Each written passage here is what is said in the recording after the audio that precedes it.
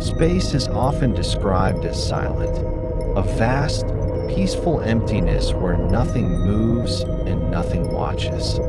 But that description is wrong, because silence is not the absence of sound.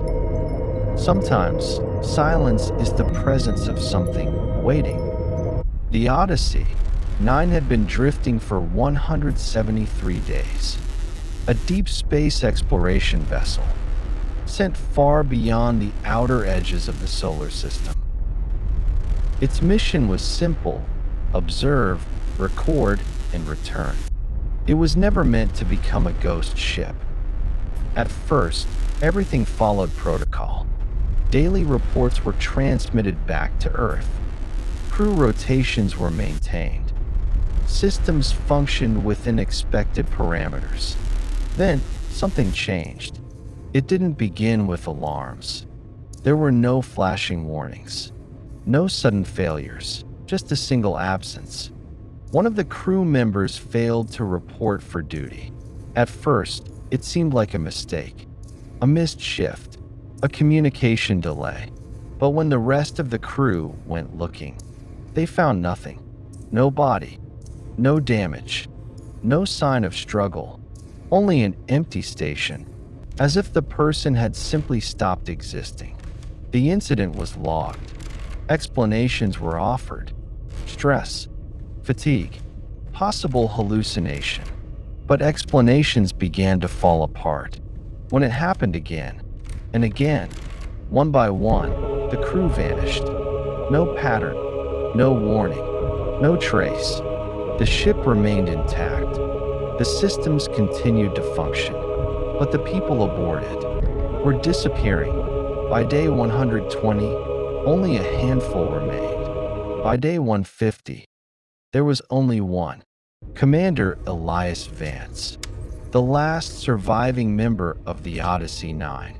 Isolation in deep space changes perception. Time stretches.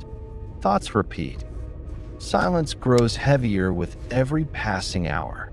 But even in isolation, routine remains. And routine becomes survival.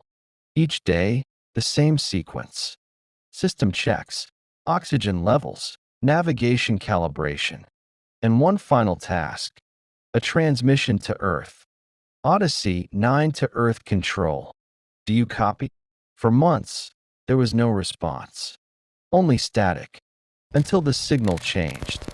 On day 174, at precisely 2:16 ship time, faint, distorted, almost indistinguishable from noise.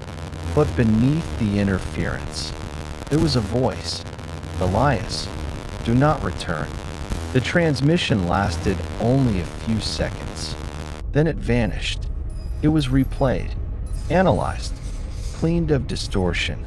And with each repetition, the message became clearer: Elias, do not return.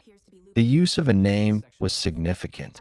Not a call sign, not a title, a name.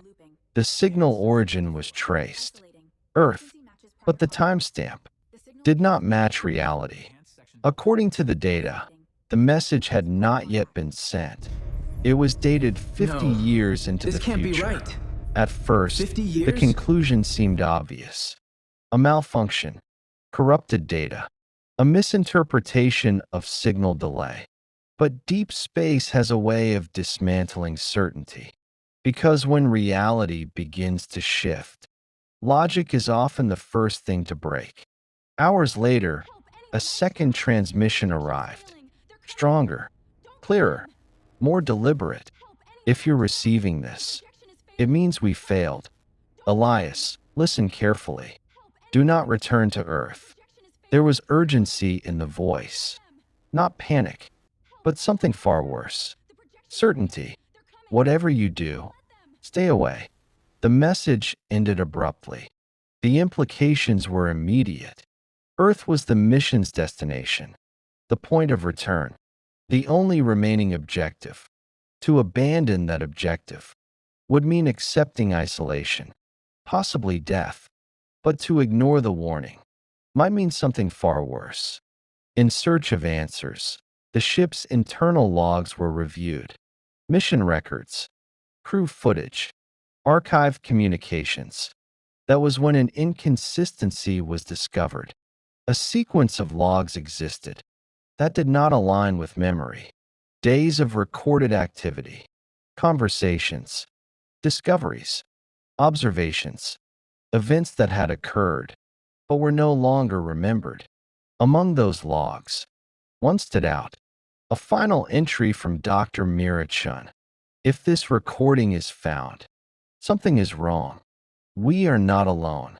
The statement was direct, uncharacteristically so. We detected something beyond Saturn. Not a signal, not a structure, something that observed us. The recording destabilized. Visual distortion, audio interference. Then, one final sentence. It followed us. End of log. The realization was immediate.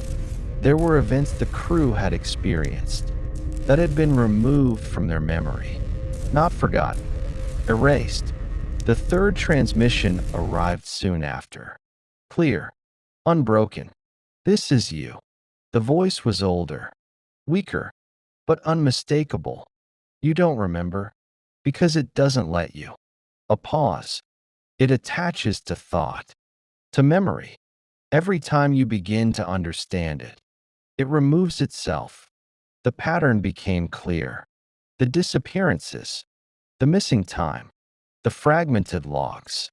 They weren't lost. They were taken. Another pause, longer this time.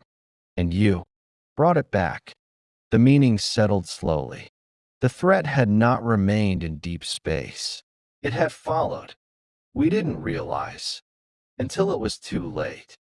It spread, not through the body, but through the mind. It learned human behavior, imitated it, replaced it. The implications extended far beyond the ship. By the time we understood, there was nothing left to save. A final statement. Earth is no longer Earth.